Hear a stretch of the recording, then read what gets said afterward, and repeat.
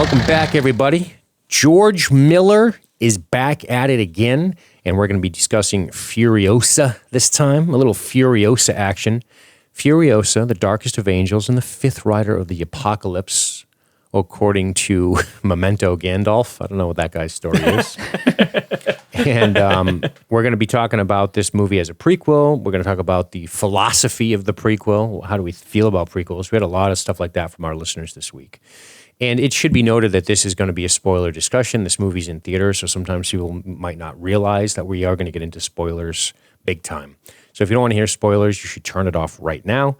I am joined by Scott and Maja, and you're listening to this on whatever podcast app you're into. You're watching it on YouTube, Rumble, wherever. We really appreciate it. Thank you very much. And we'll probably go for about an hour, take a break, and then finish it up for the members only. That's sort of how we roll. But, boy, Furiosa is an interesting movie right out of the gate because it's fucking bombing worse than anything has in decades for Memorial Day opening weekend. Isn't that crazy? Part of me think that's such a fucking shame. It's really shitty. I mean, you got to make a movie that attracts people. You got to make a compelling reason for people to go to the theater. I don't know the reasons. There's so much speculation. I haven't done the market research to tell you why it's failing. I can only throw some guesses out there, and they would be scant guesses at best. But it is unfortunate because I think more money into movies like this would be cool. But anyway, I guess you got to make a compelling enough case to get people to go. So I don't know. I don't know why it's failing utterly. Because I will say this, I think this movie's pretty fucking cool. I enjoyed it. I enjoyed my theater experience. Maj and I went to see it in one of those Lux lounges, and there was nobody up there. Nobody. Yes. It was like a VIP private showing at the top of the theater. There was 3 people at the below us. Yeah, past the, but we didn't. You don't even see them. Yeah. We did the little extra, buy the drinks and the food, get overcharged, but we don't go out all the time. So it was. You got to go once in a while. Yeah. Dude, that's weird that you had that same experience because I went last night and Saturday night, 9:00, prime time movie, like theater experience. There was 4 other people in the theater. Mm-hmm. The theater itself has 25 different movies playing and there was nobody in it. I was like, what is going on? It's in my town. It's a very large cinema. And I couldn't understand. I walked in there and me and my friend were like, what's going on? Why there's no one here? I wonder if it's just movies in general now are kind of, theaters are being phased out a little bit. Well, I don't know because I'm forced to think of, didn't Oppenheimer just absolutely dominate? And that's not that long ago. So it's like, I don't know. True. Every time I think I have a theory, I'm undermined by thinking of another a Chris Nolan movie that's 3 hours. Or Dune. That was the most recent really big thing where... Dune? Yeah. Yep. So I don't know. It's, you could argue the quality of Furiosa versus Dune and versus Oppenheimer, but yeah, I don't know. I think we're going to get into all that. I don't know. I don't know why, but we might reveal why in our discussion. And I think part of the why, I'm going to be honest with you, I think it might come from this idea of the prequel. And look. The way I think we're going to tackle this beast today is we're going to talk a little bit about that. We're going to hear from our listeners. I think if I'm wrong about any of this, please, Maja or Scott, please jump in. But I think we're going to talk about kind of the 5 parts: the pole of inaccessibility, lessons from the wasteland, stowaway, homeward, and the last one was beyond vengeance. Homeward bound. Almost. I almost said that. I almost said homeworld. Shadow. Oh, God. Oh, God. You want to cry? You want to cry? He's too old. He's too old. He never made it. Oh, my God. Scene. Dude, I still cry and I'm 41 years old. I get goosebumps just thinking about it. Yeah, that's pretty funny. As far as the cast goes, we have Anya Taylor-Joy, Chris Hemsworth, Tom Burke, who I was unfamiliar with. He plays Praetorian Jack there. And then, of course, you got Lackey Hoom, I don't know how to really say it, as Morton Joe. We got the return of Angus Simpson as the organic mechanic. But the Mad Max world, we've been talking about it for the last couple of weeks here, is a world that I really enjoy. We talked about Thunderdome and where its strengths were last week in those first 40 minutes. The middle's kind of a mess. The end is a little bit better. And I'll tell you this, I think Furiosa is a better movie than Thunderdome. I don't think that's a far stretch for most people. I think that there's a lot of charm in Thunderdome in those first 40 minutes that you can't really replicate in the modern sense. It's just it's a bygone era, the mid-'80s film. Mad Max is a hard movie to watch. It's a gritty fucking, and then Road Warrior is cool and just you really see George Miller showcasing. But my point in tying all these together is they are tied together, and I want to talk about the Furiosa angle on this whole world. But before, so there's a lot. I think there's a lot to talk about, I guess is my point. What do you guys want to tackle first? Do you have any thoughts, Maja? No. Do you want to talk about prequels, guys? Sure. Yeah, I was going to say, let's get into like why sometimes prequels don't seem to work. You can get into that, and I also want to know your opinion on prequels. Okay. By and large, how do you feel about a prequel? And the shitty thing is, I think we are so. If you're not a fan of the Star Wars prequels, and you know, I'm on record just beating those movies up quite a bit, but I think sometimes when the second you say prequel, I think we start thinking Phantom Menace, Attack of the Clones, Revenge of the Sith. Yes. I think when you say prequel, I think everyone's mind goes to, if you're not a science fiction fan and somebody says prequel to you, you're like what? I would imagine. I don't really know. Maybe somebody can write in that is not a science fiction fan at all, or a horror fan. You know, because horror movies are doing it too. Like, let's learn about what made Mike Myers so evil. It's not Everything is doing that now. I mean, when we went, I saw a poster for Mufasa. They're doing Jesus a Lion King prequel. What the? Why?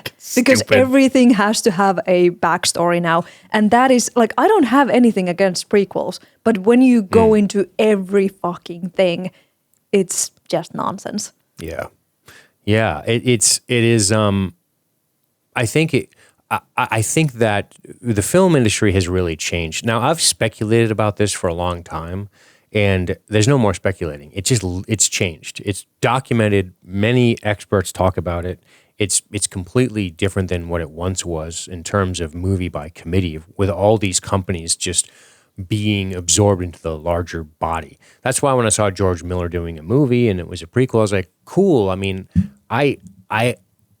it's funny. The good news is George Miller, Mad Max universe. The bad news to me was prequel. I was like, I don't know about that. And then, so I think for me, I think my problem with prequels is they have a tall order ahead of them. And I do like Rogue One. Some people don't like it because they're like, well, we know that these people are probably going to die, and then that's that. So I don't know. I've argued with people about, well, do you watch the same movie over and over again, and knowing the outcome, does it bother you? Right. So I don't know. I think for me, a lot of times I don't really know if I think sometimes the reason I don't like prequels and I prefer sequels is because I like to see a furtherance of the world in chronology versus going back to reveal things that weren't there before. And then I think sometimes prequels have to go back in time, and then they try to, do they always reline up perfectly with the movie?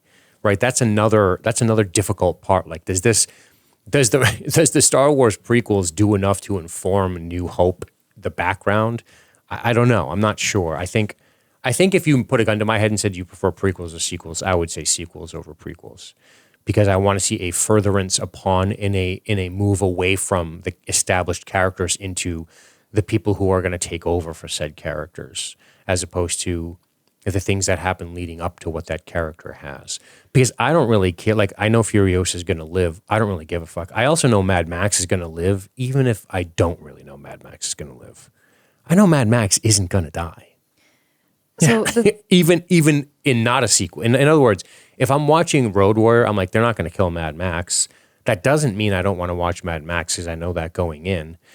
And maybe you could say there's a 1% part of me that doubts Mad Max dies.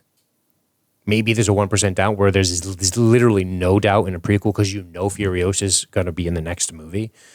But that doesn't bother me. Like, I don't care about the fate of a character. I just want to see a cool story played out. I don't know. You know, it's like if you do a prequel to Game of Thrones, I'd probably be interested in knowing about Robert's rebellion and seeing it, even though I know Robert's not going to die.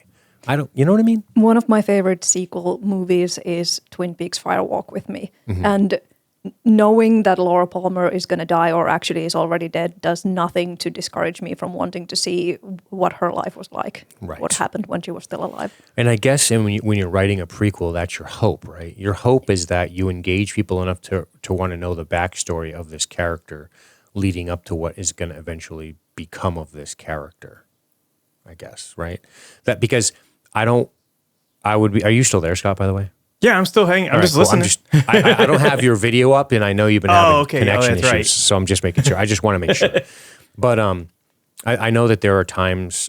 I know that there are times where, yeah, I don't have a hard. I think when I hear prequel, I'm skeptical. Why I'm skeptical, it's hard for me to articulate.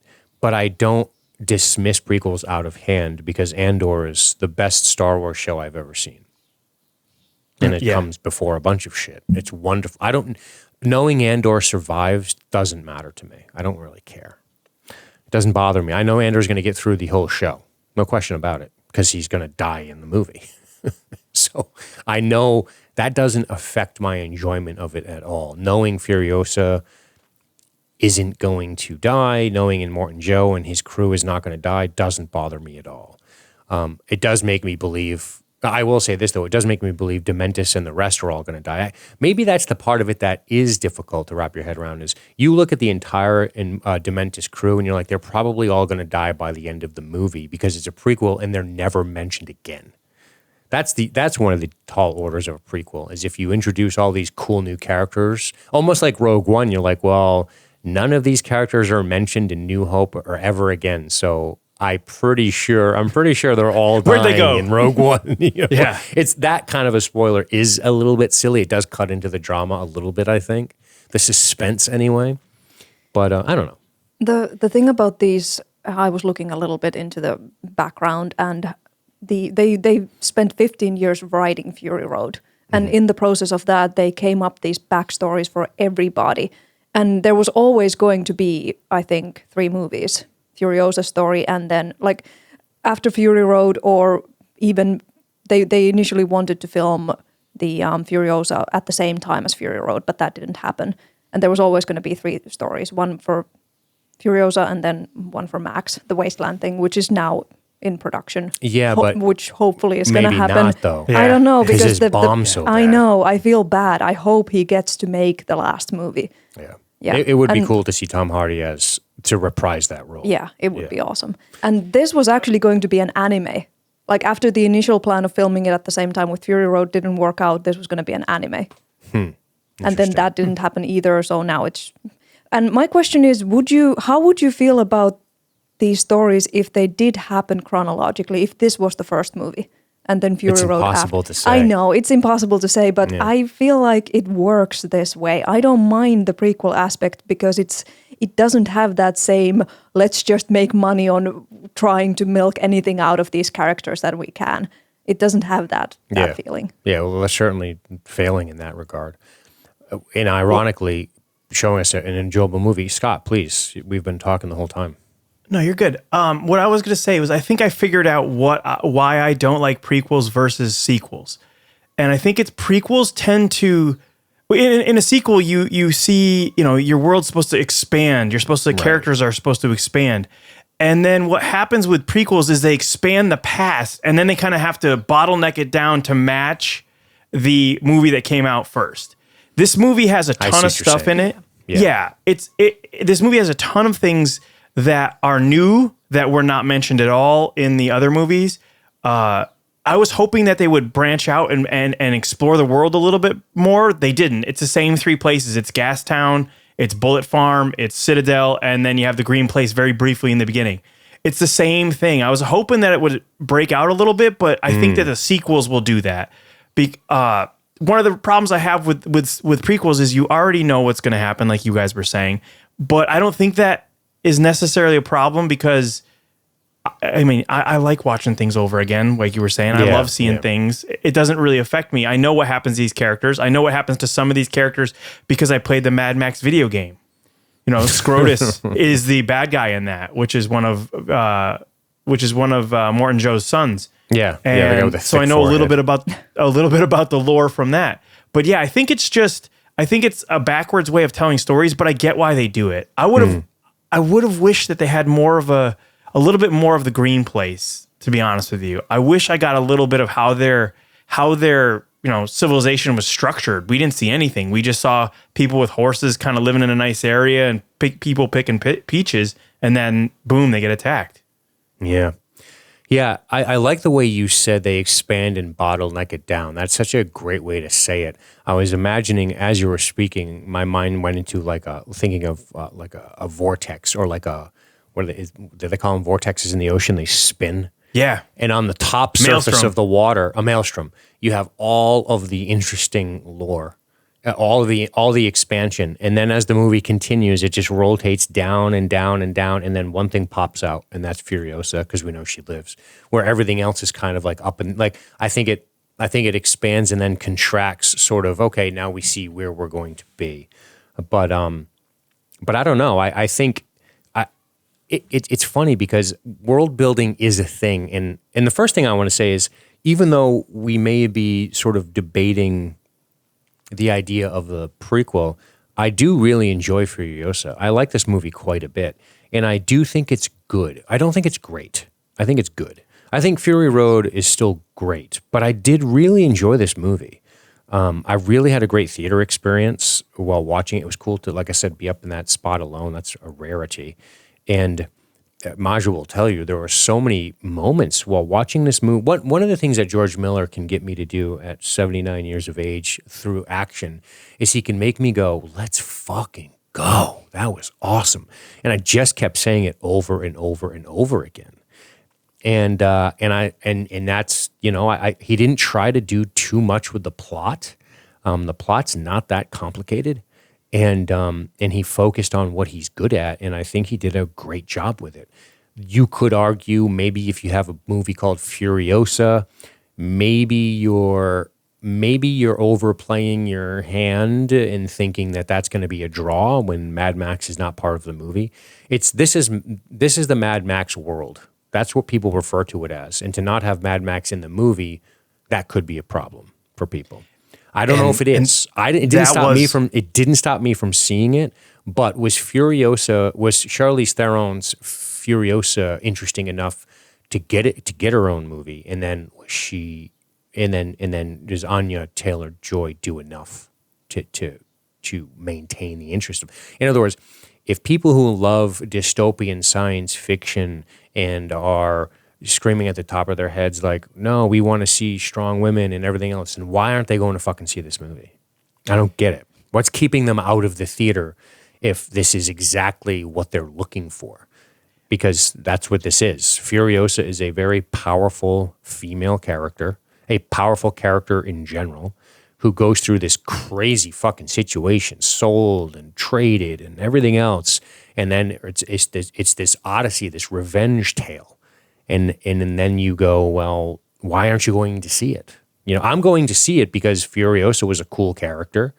I'm not going to see it for any reason other than the content interests me. I like Mad Max. I like George Miller. George Miller directs a Mad Max movie. I'm probably fucking going to see it. Sequel, prequel, whatever. And it's just unfortunate that people aren't going to see it but I mean, in the same breath, they'll go see the next Marvel movie without a question. That just has I think Marvel just resonates more with people. It has a higher pedigree with the common moviegoer now compared to something like this. Like, I think if you were to drop the Marvel movie on Memorial Day, it would have crushed. I think so. I also think it's like kind of there was a lot of talk about it not being Mad Max.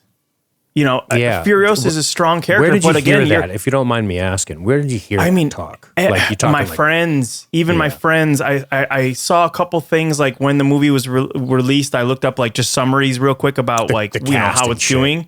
Yeah, and it was people's comments underneath. I just peruse. I usually don't do too much of that because it can taint your own view. Mm-hmm. But a lot of people were like, "This isn't built in the Mad Max universe, and it doesn't have Mad Max." Fair. And you got to remember too, is a lot of people were really pissed off because Fury Road was not a Mad Max tale. It was Mad Max with Furiosa as kind of the main character, and Mad Max was kind of taking a back seat. People were really pissed off. That's actually about not. it. That's not true either. It's a lot not. of people. No, a lot of people spout this idea, and I'm not saying you're being reckless here, but a lot of people are like, no, Furiosa is the main character of Fury Road. I'm going, no, she isn't.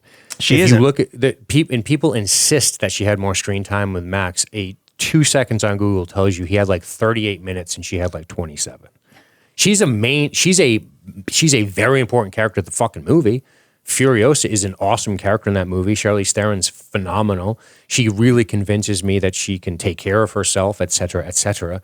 But this proposition that Mad Max is tagging along with Furiosa is horseshit from a screen time perspective. Absolutely. Well, even just story time, it's she's a main character, but she's not the main character, and that's the problem I have with people that get so bent out of shape about it. It's like, I, as someone who's been watching these movies since I was very young, any story in the wasteland, in the Australian wasteland, I'm there for, regardless if it's got Mad Max. So awesome. I'm there. Yeah. I don't care who it is. You could have a whole different story. It doesn't even have to have Mad Max, and I'm into it because I love this dystopian outback fucking wasteland feeling, and I don't think you should pigeonhole yourself into something just because a certain character is not into it. And I think that's one of the reasons why Marvel would do better, because people are like, they're into that, and anything.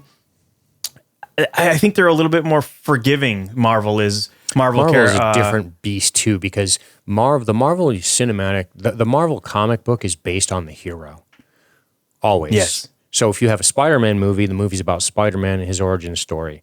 Then people go, oh, wow, there's a Spider-Man movie, there's a Hulk movie, there's a Doctor Strange movie. Oh, now there's a movie with all of them in it. And in that movie with all of them in it, holy shit, they're going to bring this character in? That's so cool. And then that character gets a movie. That excitement makes complete sense to me as a Marvel comic fan. That's fucking absolutely cool. You see that. I think the quality of the MCU has gone down for a long time, year over year, personally, but with maybe the rare exception. But I think that I get that excitement. I think Marvel lends itself more to that than something like Mad Max. But what you're saying makes sense to me. You're going to go see anything no matter what, Scott. But how about you, Maja?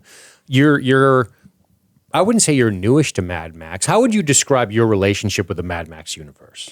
I mean, it was not very big initially before watching these now. And now over the course of this blog, I've really come to like them and love them and like George Miller too. I didn't really know much about him, but watching interviews and just seeing what he does, I'm like, fuck, this is so awesome. Yeah. I'm so glad that he's getting to do these movies, and I really hope that he gets to do the last one.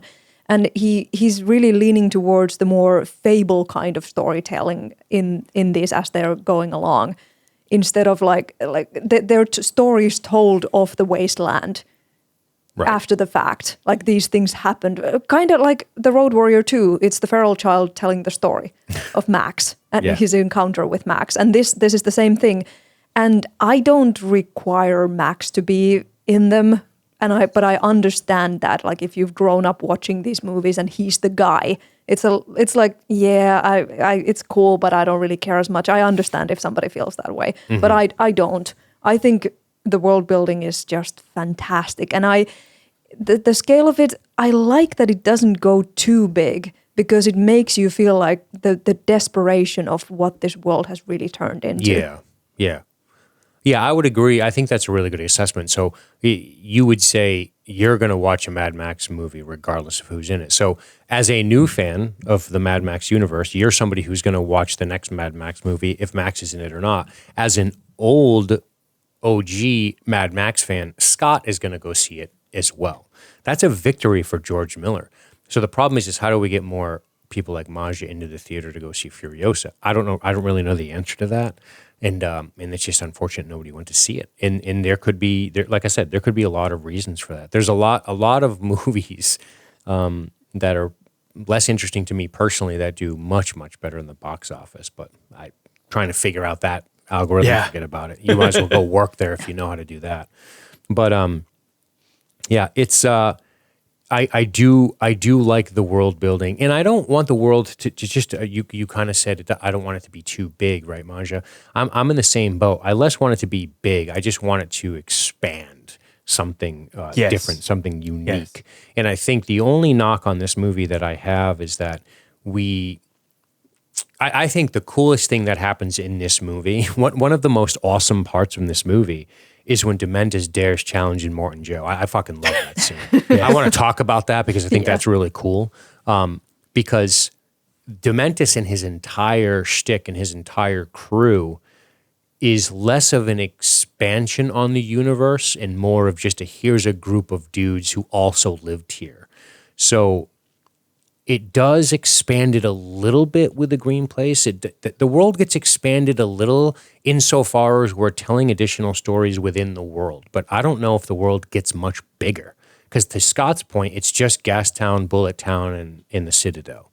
That's the 3 locations. We don't see any other additional locations, just more wasteland.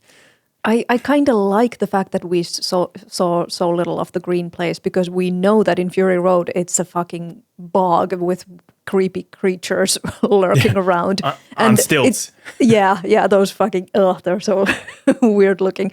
But I like that we never really find out what this place was about, and like there was this thriving culture going on, but it's just destroyed now, and all that's left is the wasteland. Yeah. I like the idea of the Green Place. Let's see if I can get kicked off YouTube. I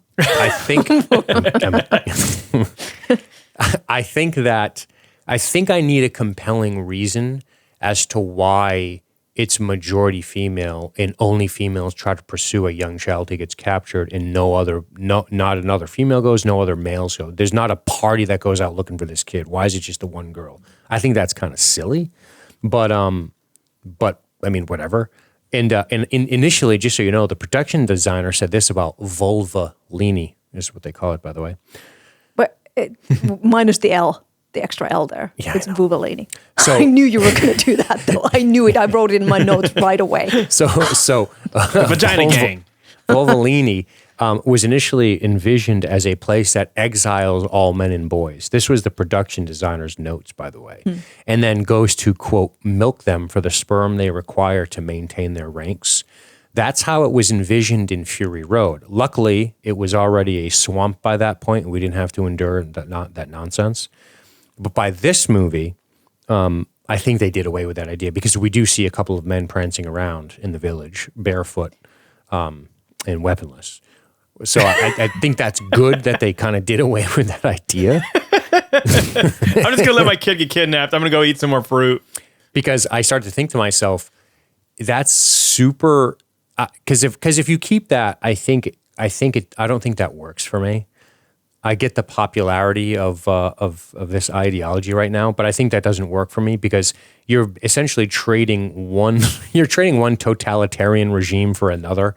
If your regime is we exile all men and they hunt, and literally this is what the note said, they hunt and eat crows on the edges of the wherever they got banished to, and then the women just go, hook up a fucking cow milker to their cocks for their sperm. Well, but Immortan Joe does that for the tit milk of the women. He does do that for the tit milk of the women. Isn't there a movie where there's a cult that I think it might be the Wicker Man remake where the women are only in charge and then there's like guys tied to beds and shit. I didn't see the Wicker Man remake, but Wicker Man's oh no, I did see it. That's the bees, not the bees. Oh, God. you broke my leg. The movie's so funny. It's awful, but it's so funny. Yeah, I think to your point because your counterpoint is, but in Morton Joe's does that too. Yes, but doesn't his entire crew seem like? And he is a totalitarian, and I'm not saying he's morally better than those people. I'm just saying, aren't they? I'm suggesting, aren't they almost moral equivalents? If one just banishes you, I mean, I guess you could argue that in Morton Joe seems to have a group of women that he keeps. Right? He's a fucking creep. He's trying to get like the perfect kid or the perfect son or whatever he's trying to do, whatever breeding program he's doing. Whatever creepy fucking thing he's up to, I don't know what's happening. But I guess my point is, if you exile a bunch of dudes. If I'm making a big deal over a production note that really doesn't matter because they didn't go forward with it, which I think was a good idea because I don't know how it plays out realistically to where those guys either don't rise up and then go fight the people of the Green Place or just leave and start their own roving biker gang and go like, fuck these chicks. They're on their own. You know what I mean? So you can't just imagine a group of exiled dudes just lounging around waiting to get their dicks milked. That's weird. But they might be kept prisoners or whatever. Again, it's three sentences. I kind of like that idea. To be honest, I like it. I just don't see how it works in the long term. I mean, well, is that really torture? Are you going to hang me upside down and put a pecker sucker on me? I mean, I can think of much worse things to spend my time doing. Correct, which is what would make sense if they didn't exile them out. If they kept them in as pure breeders, that would be way more realistic to me. But to push them out of your civilization and say, "Oh, get away! We don't even want to be with you." Hey, why are you doing that? And right, I don't get that. I maybe for some reason you see all of the men in your village as a problem, so you exile them all. But you're like, but wait, we need this part of you. I don't know if that works in the long term from a story perspective. I would way more believe what you're saying, Scott, which is no, it's a matriarchal society. The women have over generations established their martial dominance over these people for reasons we don't really need to know. And the men are kept sort of pacified because they get their cocks milked for the sperm to replenish the women's ranks. That's way more believable than an exiled group of dudes who eat crows. So, anyway. Based on the fact that we do see some men, maybe that's exactly what is going on in this movie. Yeah. Where they do have some of them. My point is I'm glad they abandoned that idea because we do see men in the village. It's very Amazonian. It's very the Amazon tribe would come in, attack a village, rape the men, and then any children that were born male, they would float down the river. Right. So that's how they would exchange or keep their numbers up, and it's kind of like a little bit of that in this, I think. Yeah, and it would have been if they didn't get rid of it. And they were very much a warrior culture, you know. Yes. But I guess that brings us to the beginning of the movie. Yeah, you don't see the Green Place much. Also, it is cool to see green. And what are these kids doing? They're just wandering around. They're fucking hanging out in the wasteland. Wandering around getting peaches, man. Yummy peaches. And like this scene, the scene where Furiosa's watching this group of people like just completely like slaughter and draw and quarter. Is it like a deer or is it like It's a horse. It's a horse. Now, it's a perfect reason why you wouldn't want these people to ever find this place. It would be exhausted of its natural resources very quickly because you see that the people in the Green Place are kind of living symbiotically with the nature. They're kind of living within and not they haven't cut down every tree to make houses. Yes. They're living with nature. These people would get here and within, a couple of years all the natural resources would be completely used up. Right. Yeah, it's clearly the whole point to like Furiosa takes it upon herself to go and disable the bikes so that these people can't get away, so they won't be able to tell of the Green Place. Yeah. I'm clearly being a bit hyperbolic when I make moral equivalencies between Immortan Joe and the people of the Green Place based on a production note. But I will say this. You don't want Dementus near anything because he's on a path of self-destruction.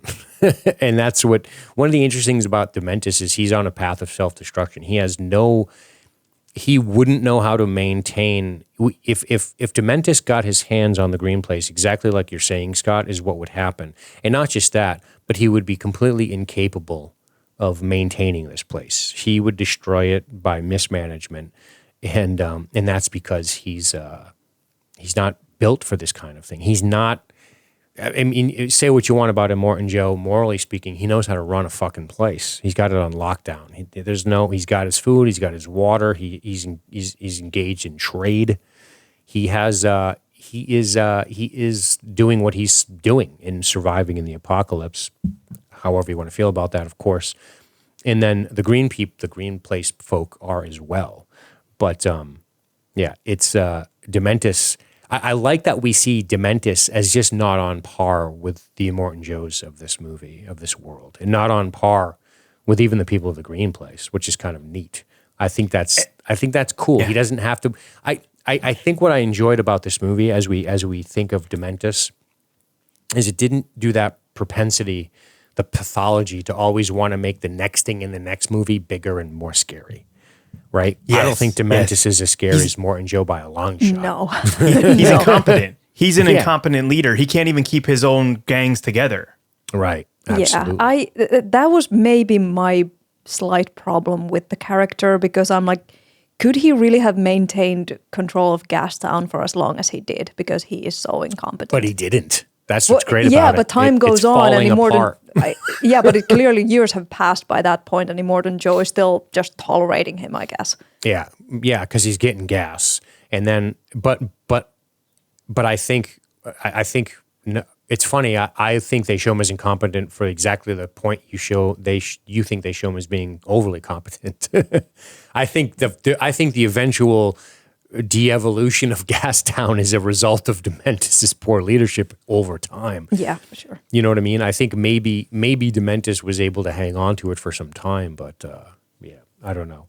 But the whole open of this movie, if we talk about the pole of inaccessibility, is that you have the situation where she gets snatched up by some of these, I guess they call it the biker horde. I guess that's what Dementis' gang is called, the biker horde. And these outriders, I think, just kind of get pinched, and then they take an opportunity to snag this girl. I don't know what they were doing. Were they just scouting, looking around, stealing I guess peaches? they happened to find this place, and they snatched her as proof. Yeah, because they saw her. They might have just taken off otherwise with a peach in hand and said, hey, look at this.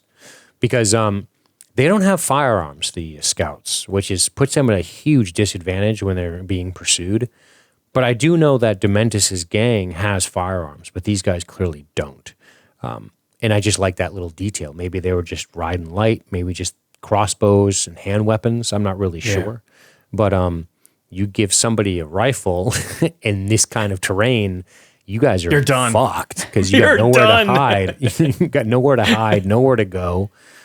And yeah, what do you guys think about Mary, the one in Hot Pursuit? She's actually an Australian supermodel or some sort. No kidding. She hasn't really done movies before. Charlie Fraser is her name. That's Furiosa's mother, right? Yeah. Is that really her mother? Yeah, it is. Okay. I think she's great. I think she shows competence. I mean, we all know the Volvolini.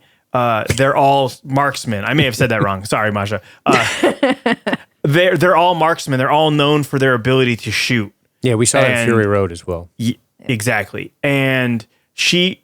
And can I just jump in on this? Oh, yeah. One of the things I like about that from a world building standpoint is that, because that's the great equalizer when it comes to the biological advantage that a male may have over a female in hand-to-hand combat.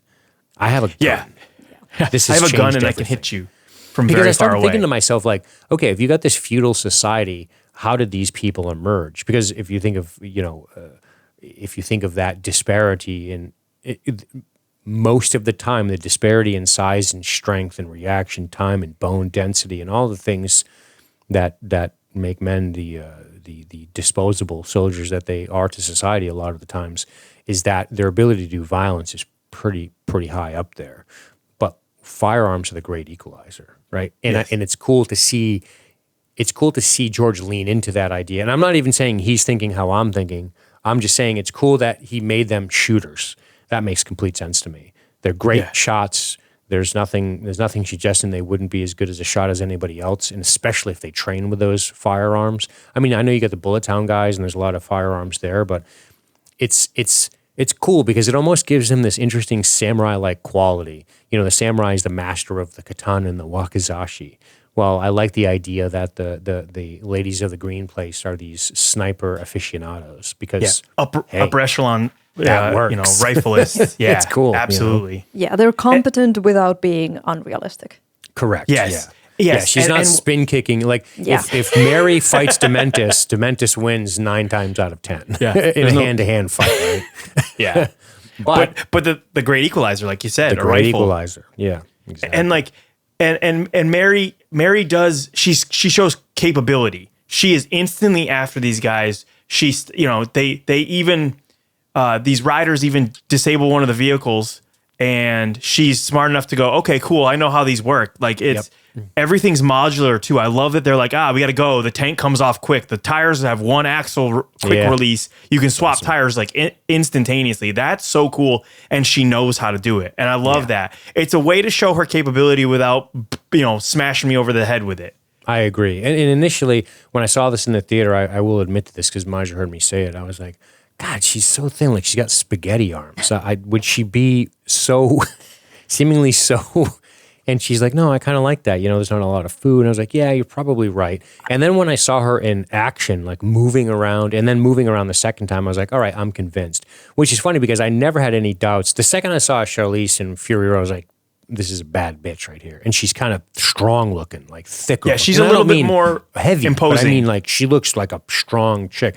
And that might be one of my issues is Anya Taylor-Joy versus Charlize Theron just from a body type they're very different types of ladies. But anyway, I do like, you're right, the competence, that's something George Miller always has such a great job of showcasing us is the competence of these people in this world. Because if they didn't have it, they wouldn't last very long. They'd already be dead. Exactly. And we see it with Furiosa in a lot of these scenes, and we see it just constantly. But no, man, it's a really cool, I actually really did enjoy the open. You say to yourself, this fucking George Miller guy, he kicks ass, man. All this stuff up to the abduction of her and how it brings us to her standing face to face with Dementis in his tent, and he's wearing the fucking like white Jesus robes, What is that? His cape? So I had some thoughts about Dementis. Dementis goes through his own thing too. Yes. He doesn't have 5 acts. He has 4 acts.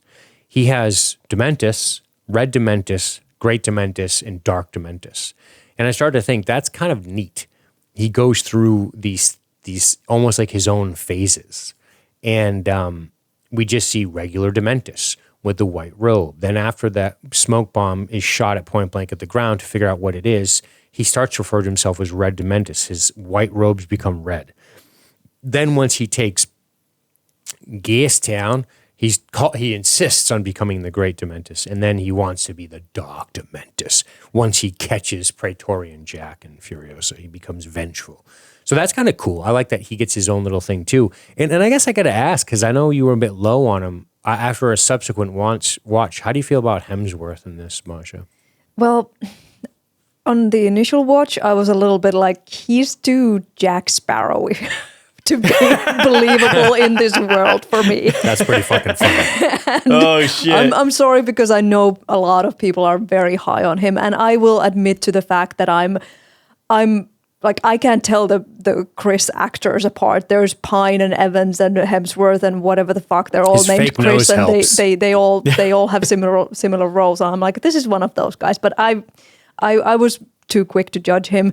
On the second watch, I'm like, yeah, I like him a lot better. Yeah. There's still some moments where he's a little too talky, a little too Jack Sparrowy, and Yes. not as competent as I would think a person in his position would have to be. Right. But yeah, I do like him more now. I just need to direct your attention to the White House to show you how competent people can run a country. Good point. There is that. Now, let me just say this about Chris before you jump in, Scotty. Yeah. I think Chris Hemsworth is fucking great in this movie. I think he's fantastic. I'm not ready to suck his cock over it, but I think he's really, really good. There are some writing faux pas with Dementis, I think, at times with the dialogue, but I don't think that's Hemsworth's fault. Easier to say Chris's fault. Hemsworth's fault. I think that's more a question of the dialogue writing. He does say a lot. He is very, very talky in a world that is replete with a lack of dialogue. Go back and watch Max, World Warrior, and Furiosa, and Thunderdome. Thunderdome's the most talky of all those movies, even over Furiosa. But this movie is a lot more talky for sure. And what I mean by talky is maybe unnecessarily so sometimes. There's a little bit too much yapping. Not out of Furiosa, by the way. They kept her fucking mouth shut. She didn't say anything. Although all the bad guys seem to like to have their speeches. Humongous too. Well, Yeah, that's what I was going to say. they all get Yeah. a speech. You're right about that. And they're a little off kilter. Like he's very Jack Burton from Big Trouble in Little China. He thinks he's something and he's not. Yeah. He's very great that's comparison. That's good. And you're definitely right, Maja. You got the toe cutter who's over the top with his performance in Mad Max. Road Warrior, you have Lord Humongous, who is very like, very Gasoline. He's very, very Shakespearean. Tina Turner, who's very like, ain't we a pair, Raggedy Man? They all, and even what's his name, Hugh Keys Byrne, who played Morton Joe in Fury Road. He also He's plays very- toe cutter. Yeah. Did you Yes, know that? the same Yeah. person. It's the same That's person. awesome. And we'll get into why I have an issue with the person they had replace him. We'll get into that. But because This he in did Morton pass away, Joe? unfortunately. Yeah, this is not the same guy. No, Because- I know. I still liked him.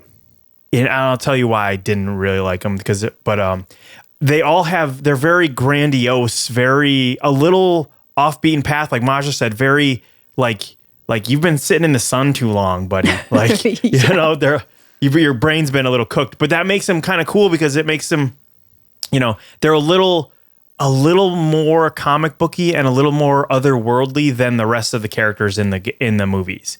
Yeah. And it makes him compelling as an enemy, as a bad guy, because you're like, this guy's a little wonky, and it's fun to watch. Where you would think that this guy wouldn't be able to hold anyone together, they would have been like, yeah, let's string this guy up. He's a fucking loon. But it works in the Mad Max universe. It works for me too. I think Dementis works for me because what you see with Dementis is you see a guy who has managed to rouse up his biker horde, and he starts clashing with the real powers of the wasteland and how difficult that prospect becomes for Right, him. yeah. And then you see that, pardon the pun, the wheels slowly coming off of this entire Dementis biker horde experiment. I feel like one of the things that Hemsworth is good at in this movie, there's a lot, and in this subtle piece that I think he's brilliant with, is he strikes me as a guy who is starting to realize that this is going to fall apart on a long enough timeline. He just has that, like, let's fucking do it while we can, because we ain't going to be able to do it much longer. He reminds me of the captain of a sinking fucking boat. But he's like, Yes. he's still playing the violin. Jack Sparrow. hell Yeah, exactly. Back to fucking Jack Sparrow. Yeah, he's definitely not like the big, bad, scary guy. He's more like a narcissistic fucker who's just exactly. taking everything out of it while he can. Yep. But you know what I like about his character is that there are parts of him that they humanize him. When he's talking to Yeah. Furiosa later on, he's like, I lost my little ones too. Like, Yeah. And the fucking teddy bear. yeah, he's carrying around a belongs little to his teddy bear. back. But I love that because even the most vile humans in this wasteland have loss. And that maybe that's what drove them to become what they are. And I love that because it's a great equalizer. Pain, loss, torment, all these things, even from Furiosa to Mad Max to Immortan Joe, Dementis, they've all lost people. They've all lost something that kind of took pieces of their humanity with it. And that's something that's always stuck with me with these movies. They all start off probably with the noblest intentions, and then the world eats them up and spits them out, and they turn into whatever monsters they are. Yeah, for sure. There's a reason. There's a reason he's been fucked up over time, right? He also has. He seems to have this. He seems to have this way about absorbing the smaller gangs into his by allowing people to fight for the right to be in his gang instead of just being killed, and then they murder the leader of their old gang. Right? I mean, that's one hell of a conscription, setup. You're getting people all the time. Yeah, because your option at that point, and you got to think about it, how some of these marauders probably aren't tight, right?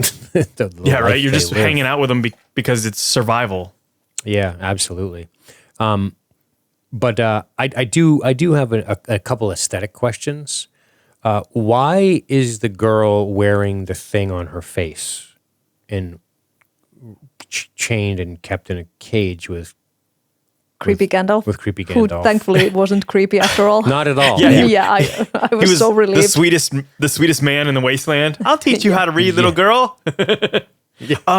I think at And that's some not point a maybe metaphor. she was. Yeah. I think a couple things. She's in there. I think she's in the cage. A, because she keeps trying to run away. B, because I think Dementus starts to care about her as a father-daughter archetype, and he keeps her in the cage to protect her from all the other monsters. I don't know why she has the muzzle. That's true too. I don't know why. Maybe so she can't be seen as easily. Or maybe she can't bite you. I mean, that's what they did to Mad Max in the beginning because he was feral. He was, That's true. They do seem to have a real biting problem in the Mad Max universe. That's fucking funny. So the next question, one of the questions I want to talk about before we move on to the second part, which is Lessons from the Wasteland number 2, is one of the questions this week was from Jess Kenny, who really liked Anya Taylor's performance in this. He wrote in. And if you guys want to write in, you can head over to lsgmedia.net and just click on communities and go to Discord, go to Facebook. I'll be honest, we prefer Discord over Facebook, but that's where we're getting these comments from. So he says, how do you all feel about the split of the movie between young Furiosa and Anya's older character? In other words, we don't see Anya until there's an hour into the movie. We're about a half hour in as far as our talking points go. But how did you guys feel about that split? Any thoughts or observations about that? Well, fun fact about that, they actually blended Anya's face on the younger actor. Yeah, like in degrees to where there's a little bit of her and then more and then more and then it's eventually just her. Just because you can doesn't mean you should. Yeah. To quote the Jurassic Park. It struck me of Princess Leia, when they did that to her. They took like her daughter and superimposed her facial. You don't need to do that. And some of the CG for that kind of thing was very, very, you could tell that they had used some kind of face swapping on her. Yeah. Some of the CG was a bit much, I'll be honest with you, but it was never a substitute for the awesomeness that was the practical effects, in my opinion. Yeah, for sure. In the stunts and such. Do you have any other thoughts on that? Scott, do you have anything you want to say about that? The split? I think it works okay. I would have had less time at her as a child because the problem I have with that is that she works for Morton Joe. We all know this because it's a prequel. We all know that but they don't show, they spend too much time as her as a child and don't spend enough time with her as an adult to build the bond or even the servitude part of the story where she works for Morton Joe. It's very quick and all of a sudden she's right on to betraying Morton Joe for the 5 wives or the 8 wives or whatever. I felt like they needed more time showing her as an adult. It's funny you say that because Master of Rocket's follow-up question, one big question I had was, do you feel this movie did enough to create Furiosa's animosity towards Morton Joe? I've been thinking about that a lot. I don't know if it does. I think most of the fury of Furiosa comes towards Dementus and less towards Morton Joe.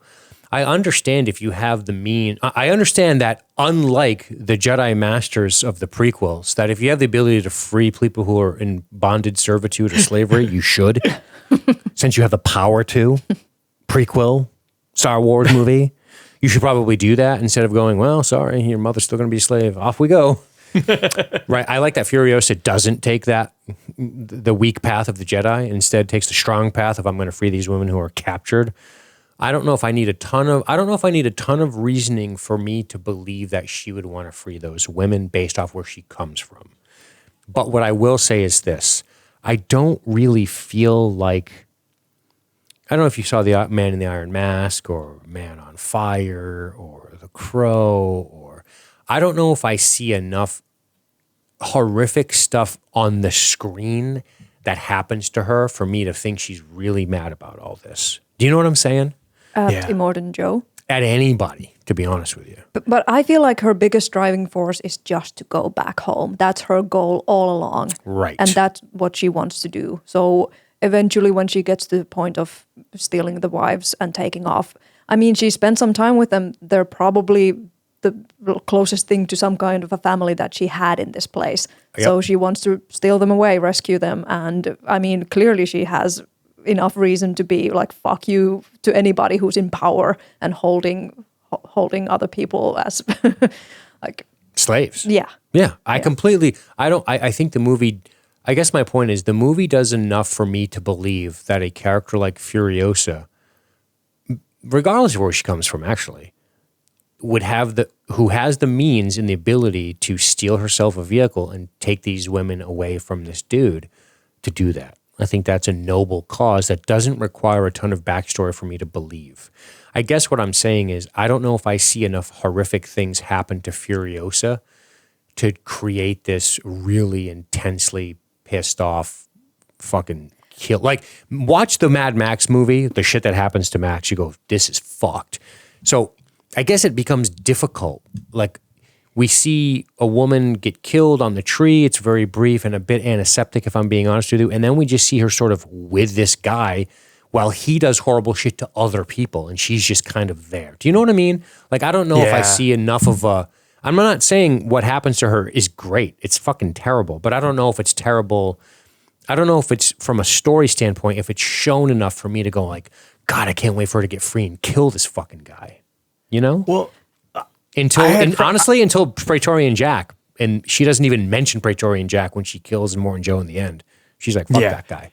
I'm doing it for the ladies and my mom and shit. So the problem I had with it was I didn't see how she would rise amongst the ranks to become one of Immortan Joe's Imperator drivers. You know what I mean? That worked for me.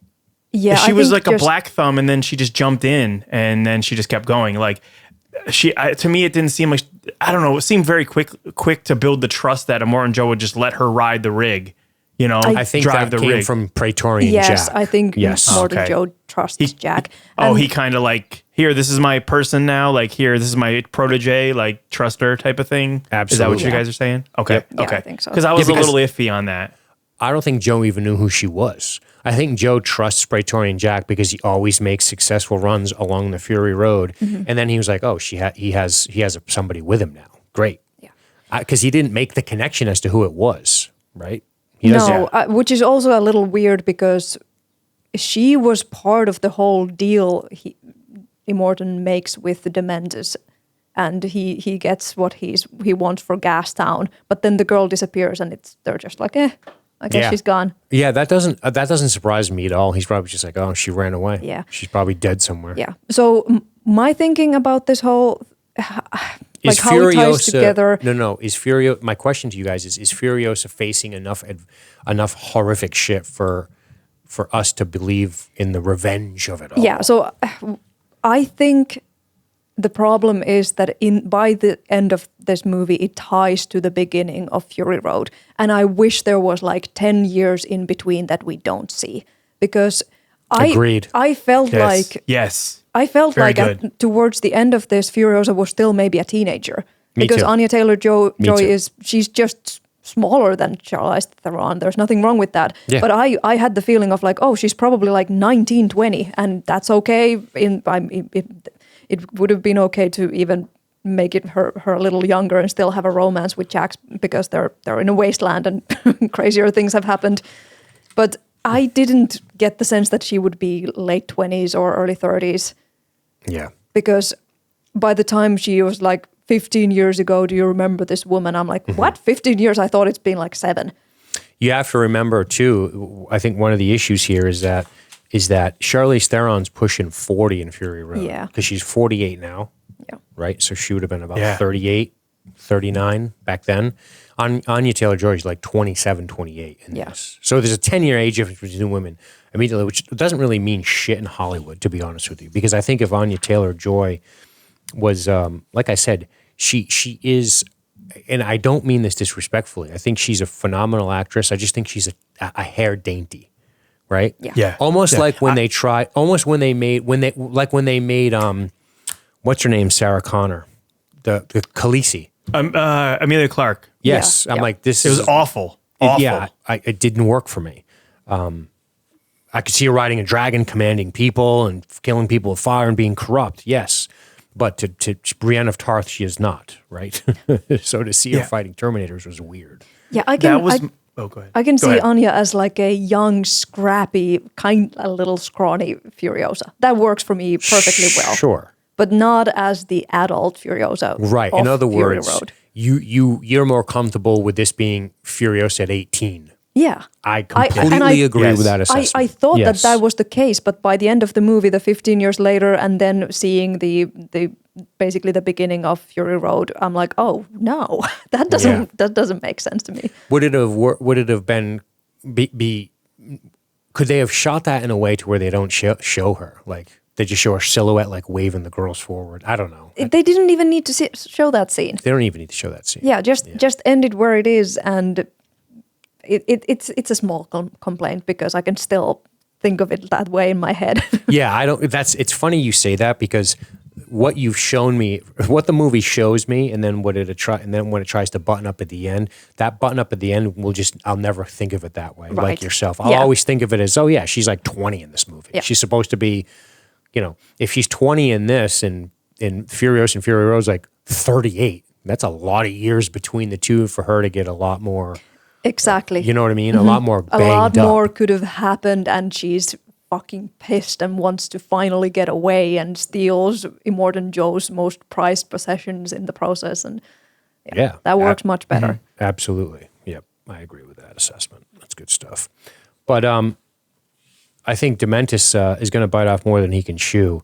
And we got to talk about just the way this franchise continues to show me unique action.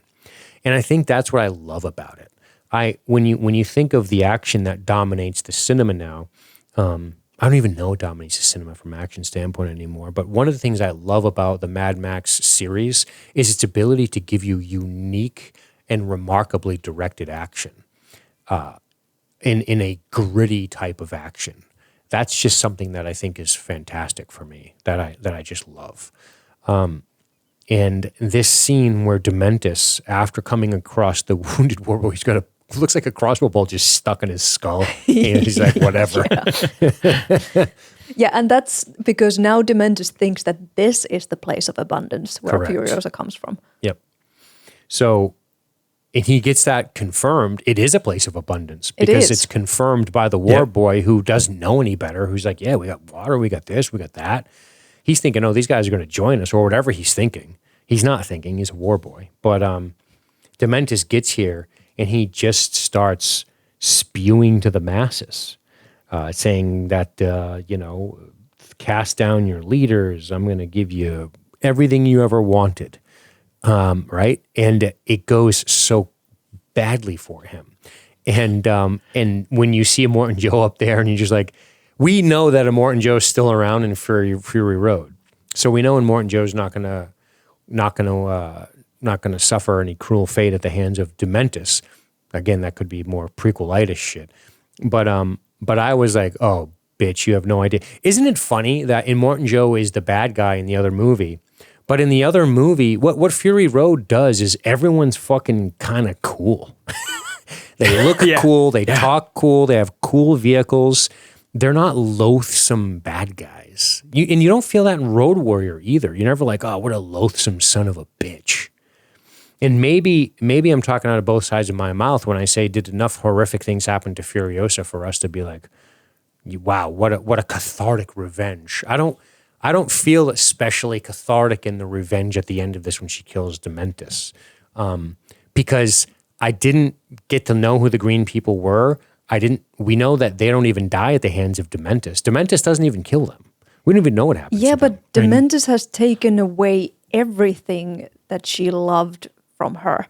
She's taken away from her home. Her mother is tortured and killed right before her eyes. And then Correct. the only man that she's probably ever loved is as well tortured and killed by Dementis. Right. I guess my point is I hear you on paper, but I'm just not feeling it. Do you feel it? Yeah. Oh, good. That's great. I do. I'm like, fucking kill this guy. God Awesome. damn it. Awesome. That's great. Well, then that makes me happier because I think I wasn't, because like the scene we saw, we know that her mom dies on the tree and then that's kind of the end of it. And then we just see like her being drudged along. I almost wish he would have made her do fucked up shit. Not being a creep, but like shoot this guy or do the, like something. Like, I don't know. It feels like the backstory to the backstory is these bad things happen, and then we just see her along for the ride until she gets free and then kills him. I don't know. I think that's why I'm struggling to feel a ton of cathartic release at the death of Dementis. I do again, to be clear, I really enjoyed this movie, and I felt plenty while watching it. I think the part of him not making her do any fucked up stuff because Or fucked up shit happened to her. But yeah, but he has this weird protective thing over her. Yeah. He saves her from the fucking creepy maggot lady people underground that try to snatch her, and That's crazy. He does present her as his daughter, and then at that moment is like, oh well, actually I can use her to make this trade, so I guess I'll just give her up. But still, there is like a fatherly quality a little bit in his own messed up way, to where he doesn't want to directly harm her or make her do anything awful. It's just he's taking everything away from her. And maybe that's why, and maybe that's part of my struggle. Yeah. Right? Maybe I think what would have worked for me is not the weird kind of silly killing of the mother, because we don't even see what happens. It's not it would have been cool if Dement and his crew wiped out like a half a dozen of these ladies, like in a nasty fight, and then scooped her up, right? But I think Okay, it's, I can see that, You know what I'm saying? Like something fucking, and she witnesses it. She's like watching these people get cut up and fucking shot to death, and then they yank her away, and you're like, damn, that was fucking intense. I don't know. I don't know. I think watching your mother get tortured by this fucking demon guy is enough to mess you up. Yeah, I think you're right on paper. I'm not disagreeing with you conceptually. I'm just saying the way it's shot and it's done, I go, oh, that's too bad for her. And that's too bad. I never was like, holy shit, this is horrific. Right? Watch Braveheart. They stick that lady's, they push her head up against the thing and just slice her fucking throat, and she bleeds to death. And you're like, what the fuck? Like this, it's like, I don't know. Is this rated R? I know what you're saying. It lacks punch. Mom's death lacks punch to me. Like you can say all day, her mom was tortured and killed. Yes, I know, but I'm not feeling the punch of the way it's shot. Like I get it on paper, but I don't, Especially with everything else being so high end, everything's so over the top in this movie, and that's not. I get what you're saying. Yeah. My mind went to what we're not seeing and what the octopus is actually doing to her, like cutting up her stomach and, I don't know, pulling up her her intestines or something, because we don't see it. Yeah. Is that what's supposed to happen? I don't know. I'm going to the scene now where she's on fire and shit. But I think part of it too is like she's the ultimate badass. She kills a bunch of his people. Yeah, I don't know. Anyway, I know that creepy Gandalf was sad about it. He also shed tears, which he had to explain to Dementis what they were. Yeah, and Dementis is Mason Verger from the book version of Hannibal, because he's tasting children's tears and they have a different flavor when they're tears of sadness. This tear is zesty. I'm like, what the fuck? What is wrong with you? This is a zesty tear. Yeah, Mason Verger hair. Anyway, so he bites off a little more than he can. He bites off more than he can chew. This fucking guy. It is pretty funny the way he just rolls up like, hey, we're all here to lay siege on you guys. And you're like, how? What exactly did you think would happen? These guys would just be like, okay, take our place. That's really awesome. I love this scene so much. I love that they have all these proclamations and all this shit, and then he's just like, pick a war boy. Yeah. And the dude points, he goes, no, you on the right. He just sprays, holds up his thing, zips down and plummets, boom, and the attack is on right there. And they've never experienced this type of enemy that has suicide bombers for their god. Yeah, exactly right. And Morton Joe's like a god emperor to them. Yes. Right? So, it's so much more than Dementis could possibly imagine that he could be. Because, I mean, right off the bat, when he picks the war boy looks over right at Immortan Joe and he goes, "You are weighted." And he goes, "Okay." Sprays the chrome on his face and just dies, just kills himself to blow up. Totally awesome. You cannot do that unless you have complete fervor for what you're doing. In the most gangster shit, the reason I like Immortan Joe in this movie, he always does this he has these real like big dick power move moments. When the attack starts, he just walks away. Yeah. He's like, these fucking guys are dead. I got shit to do. You know? I gotta go get my cabbages. I gotta eat cabbage and try to have a son. And exile a wife to milker status. You know what I mean? Like that's what he's gonna do that day. I don't know what he's got going on. But he's so disrespectful. He's like, I don't even watch. You're just a clown. Dude, that's some William the, send us news of a victory. Shall we retire? He doesn't even watch the Battle of Falkirk or whatever. Doesn't bother. And when they come down and start hooking the chassis of the bikes and just pulling them into the air, this entire action sequence is phenomenal. And that's what I mean by these are the moments where the movie really shines in these unique takes on action. And that's something, George Miller is just so creative with the way action happens. And I love it. It's great. He's always been so good with it. Always been. From the beginning. I mean, you think of Mad Max, how many stunts of motorcycles flipping, explode, and how many cars being wrecked. He's been good at it. And he's so emulated with movies like The Death Race. They redid it and took a lot from George Miller. He's so good at it. Yeah. It's awesome. But yeah, you're right. He does rescue her from Maggot Lady. She's the creepiest part of the whole movie. I'm like, oh my God, no. It reminds me of The Road right away. The people in the basement. I'm like, no. Oh, no. Old Maggot Lady. Also, can we talk about Dementis' motorcycle chariot and the fucking safety flags he has? Did you say safety flags? Yeah, like a kid with a safety flag on his bike. See those things? I can't take him seriously because of that. It was always that one kid who was a little more simple in the head who wanted to have the safety flag while the other ones were like, no, I don't want that stupid thing. Why does he have them? Why? What you can't hear is all his baseball cards on his spokes going around and around and around.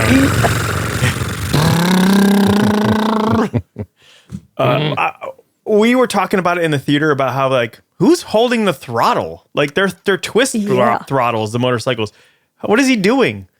But I get it. Actually, it's supposed to be built that thing though, didn't they? Oh, I'm sure. Yeah. George Miller always builds vehicles, but it just looked weird, and it's not really practical to get out of the way. Like you got to do an 8-point turn to turn all the way around.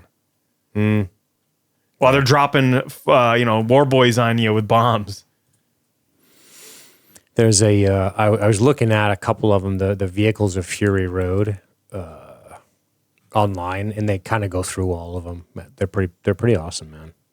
I don't know. It might be silly. I still liked it. I still liked the chariot bike. I thought it was kind of cool. It is. Sans the safety flags. We lost.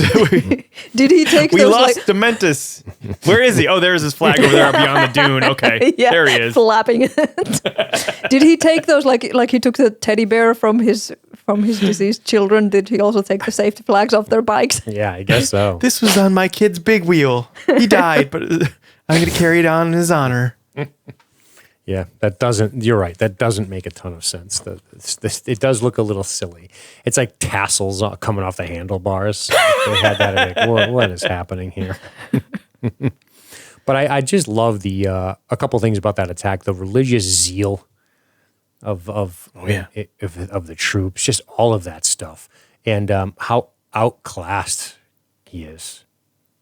It's also, just too, he's like, oh, you're gonna try to take us over. Let me show you how this is gonna go. And it starts with the guy diving into the thing, blowing shit up, and then the fight's just on in earnest. And Dementis has to get the fuck out of there. He absolutely has to flee to live. Yeah, because think about it. Like we'll pull I've got the high ground, Anakin. Don't try it. But they really do have the high ground. They literally can just throw rocks down on them and kill them with rocks. Exactly. Like, we're going to siege you. Okay. Yeah. Good luck with that. With what? Starve you out? Well, you have nothing. My food is growing above us. Your assumption is that you're going to encircle us. You don't have a big enough gang to encircle the Citadel and us not ride out. Yeah, they're almost at the same position as the malnourished, creepy people crawling around in the sand. Like, what are you going to do? You have vehicles, but that's it. You hope he turns on that water. That's what you're going to hope. Because if he doesn't, you're pretty much fucked. That's really funny. Let's talk about another scene that kind of comes right on the back of this. Again, one of the difficulties. It's funny. I think this is one of the hardest parts of action films, is continuously coming up with new and interesting ways to execute your action. As you guys know, I've mentioned it before. I am balls deep in Joe Abercrombie. Not like you think, but in his books. I read the First Law trilogy recently, and I'm halfway through the Best Served Cold book, which could be being made into a movie with Rebecca Ferguson, which is pretty awesome. I don't know if you could really make Joe Abercrombie's worlds in today's cinema, but maybe. And I think one of the things he talks about when you listen to him talk, I listen to him be interviewed and stuff, and he talks about there is at times quite a bit of combat in his books, and it's very difficult to continuously try to make it fresh and engaging. And I started to think about that as it relates to the Mad Max and cinema, because one guy has to describe it with words, and he's like, man, I'm saying the same. You can imagine somebody going, man, I'm saying the same shit over again. How about on an even lesser level, if you ever play a D&D or role-playing game and you have your characters get into combat, you're like, all right, how do we keep this fresh and interesting? Instead of I hit, I miss, I hit, I miss. How do you describe that and not have it be the same thing every time? So on a very tiny level, I get it. But now with film, it's even harder because you got to make all this stuff come to life. So now you have... Or it's a different type of difficulty than an author faces, I guess. Maybe not harder, but a different type of difficulty. And this guy just continues to deliver, because right after this scene, we are going to see a convoy get grabbed that is on its way in to Gastown. And it's incredible. And I love this scene because what we get to see is this faraway action, this dispassionate, pulled away view from where the leader is sitting in Dementus. And after Dementus suffers a harsh defeat, he manages himself a victory. And I like that. I like that we see that this guy isn't just steamrolling everything. There's something distinctly human about Dementus as far as I can see. And that's, he wins and he loses a lot in this movie, you know? And that's cool. And we just see this awesome scene of this tanker riding, the camera's panning from right to left, and we just see them take this fucking thing out. And there is this long shot of the flame unit just consistently on the cab of the rig. And you just got to think to yourself, those poor fucks just got roasted alive. Like the second they close in on the convoy in the one bike with the flame unit, he fires it and keeps it on the whole time. And you're like, dude, those guys are so fucked. It's awesome. And then as you would imagine, it just stops because come to find out, the guys are roasted alive. And then he goes, great, this is going to be part of our plan for us to get into Gastown. And he cooks up this idea. And I like that a lot. I think that is cool. We don't need every one of the action scenes to be 18 cameras trying to figure out to show this. I love that one camera far away. Check this out. It's really neat. It reminded me of the days of Battlestar Galactica Reimagined, where you'd see spaceships from very far away, zero noise, and you're like, oh, look at you just see shooting, and then you cut into the action, right? So I just thought that was a unique way to do it. It's not a battle. It's not a huge battle that needs to take place, but it's a cool moment for us to see Dementus snatching this thing and coming up with this idea like, we're going to make a bunch of war boys and we're going to bluff our way into Gastown. That's cool. I liked it a lot. Yeah. It's different too, because you don't see a lot of subterfuge. You don't see a lot of subterfuge in Mad Max. It's just straight, no holes barred, V8 floored, let's go. But this one's he's thinking out of the box a little bit. He's gonna be like, we're going to pretend to be something we're not. I like that. For sure.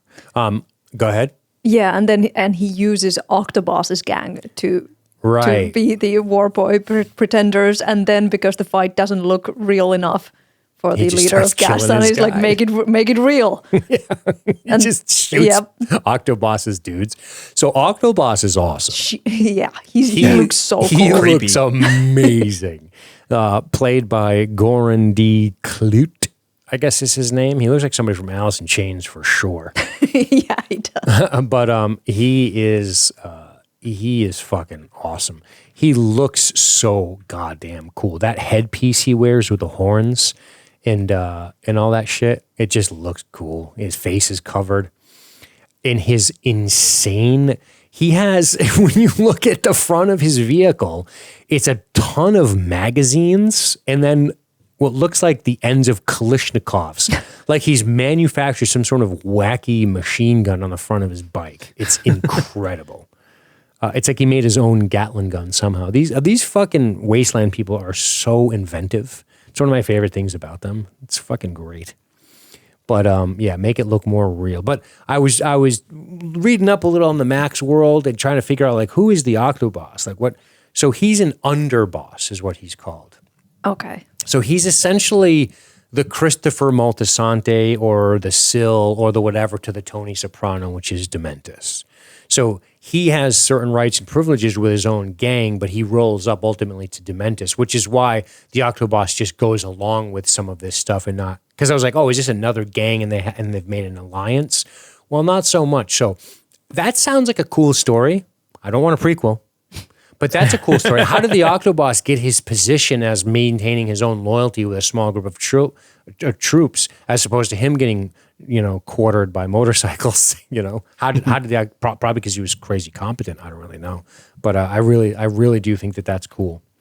Yeah, and I think after this, he splits from Dementis. Yeah, Because you can Dementis see is it. attacking his own guys. He's like, you're scum, Dementis, scum. Yeah, he's and scum. then later on, they go rogue. They're the ones attacking the war rig and all that. Pissed off. Yeah, Because yep. it's my whole argument about Negan, like I've said before, is that you can't I'm be glad you mean brought to him your you can't be mean to your men, you can't be horrible to your men and not expect them to turn on you. It's just reality. Yeah. You have to give And them if you- something more than just fear. You have to give them a reason to not cut your throat and install somebody else. Yes, exactly. And that's something in Morton Joe's very good at. He's built a religion around himself. The War Boys truly believe in Morton Joe, and they get to sleep and eat, and they get strangely enough, they get a sense of purpose, right? We know there's a meaning crisis in this world. They feel a sense of belonging, a sense of purpose. And they live relatively unmolested lives. I think most war boys get to live, right? Yeah. I mean, Yeah. I don't think they're constantly raiding. I think, and Morton Joe just wants to maintain the status quo. He wants to keep doing his trade and doing his creepy shit with the milkers, whatever the fuck. That's pretty much it, right? Think about it. In Morton Joe, outside of how he has imprisoned these women, it's not like he's going around doing a bunch of crazy shit. It's just people have a way about the way he decides to run shit, and they have a problem with it, and that's cool. We see, right? You don't see him out like Dementis is actively going and raiding and doing shit. We don't really see Morton Joe doing that. Morton Joe's like, my days of raiding are fucking over. Like I'm set. I'm in the Citadel now. It's cool. Just a difference in where they're at in their post-apocalyptic development. He just wants to have career. full life children. Yeah, exactly. He just wants to have creepy female slaves, I guess. Yeah. That's creepy. But yeah. It's it's funny, man. Now I'm thinking back on and I don't want to beat this up too much, but the idea of Furiosa's fury and where does it actually come from? Because when I watched Fury Road, and the reveal is these women in white when Max comes around the corner with a face mask on, and you realize she's trying to bring them somewhere better. I go, that fucking is cool. That makes sense to me. And I'm not saying this doesn't make sense to me because it does, but it's like, yeah, you got to get those people out of there. But Furiosa was you never felt like her high emotional content about it. She was just matter of fact, like fucking all business. Let's get this shit done. Let's fucking go. And she was going to complete her mission. That's why I liked Furiosa and Fury Road so cool because she's just so single fucking minded. And she's like, I'm getting this done. Nobody's stopping me. It's cool. But yeah, he's clever. So Dementis picks up a clever W and he manages to sack Gastown. And he's like, listen, There's going to be a new arrangement. We're going to make a new fucking arrangement around here, and I hope you know it. But we'll talk about that because I think they have a meeting, don't they? Yes. Yeah. Yeah. So before they have a meeting, I think we've been going for well over an hour now. I think this is where we're going to take a break. And if you're on YouTube or Rumble, I just want to thank you guys for stopping by and listening to us converse for a while about Furiosa. And before we go see it. Go fucking see this movie. Yeah. Give George Check Miller it out your in money. the theater. Yeah, throw him a few bucks. Maybe he'll do another one, and then we get a chance to see movies like this. Maybe we can get away from the pathological need for it always to be a prequel, whatever. To tap into a demographic audience that you think's going to go, I guess, is probably the real reason behind it. Being risk averse because of the cost to make movies and how people aren't going to the theaters as much, I guess. But do yourself a favor, go check it out. And for the rest of you who are members, we're gonna be getting you the rest of this episode after our break. So thank you guys very much. If you're interested in membership, head over to lsgmedia.net. That's lsgmedia.net, where we have full uncut episodes as well as additional bonus content every other week. We're dropping an episode. We've dropped an episode today, Monday, detailing cryptids. We talked all about cryptids on one of our recent bonus episodes. It was a ton of fun. We played lots of creepy noises on that episode, and we talked about what do we think of cryptids? Do we believe them? Do we not believe them? Are they bullshit? Are they not bullshit? Do we want to believe?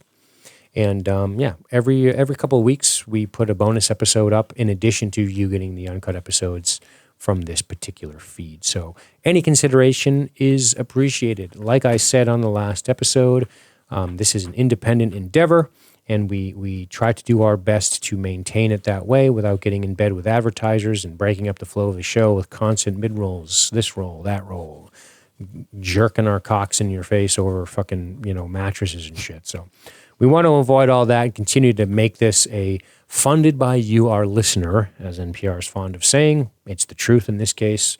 We have no corporations behind us. We're just out here in the wasteland trying to make it, man.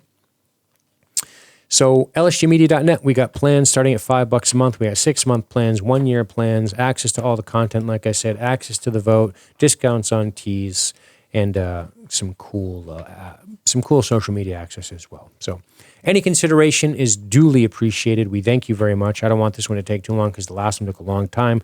So with that, we are out. And if you remember, don't go anywhere. We will be right back. You want to say anything before we go? No. No? All right. Cool. See you next time. All right, there we go.